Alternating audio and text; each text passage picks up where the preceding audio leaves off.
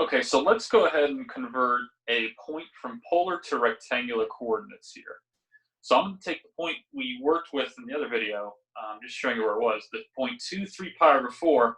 Let's convert it into rectangular coordinates. And let's see what happens. All right. This is where you use those relationships from the beginning of the section. Remember, the x-coordinate is equal to r cosine of theta, which for us r is 2, and then cosine of theta is, theta is 3 pi over 4. Okay, so it's going to be 2 times, and then if you think, what is cosine of 3 pi over 4? Cosine of 3 pi over 4 should be negative root 2 over 2. So then when you simplify a little bit, the x-coordinate is negative root 2. Now we need the y-coordinate, and the y-coordinate is going to be given by r sine of theta, if you remember that relationship.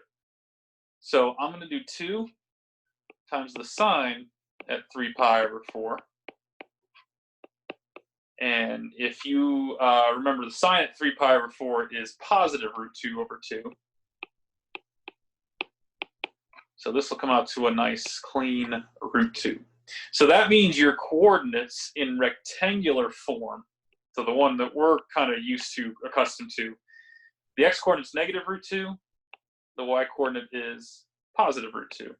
So you got the same distance on the left on the x-axis as you do going up, which if you remember what we had before, I'll just kind of show you that makes sense. Okay. You remember this point here. So this is supposed to be the point in rectangular, negative root 2, and then you go up root 2. And that's exactly where we are, okay? So that's how you convert a point from polar to rectangular form.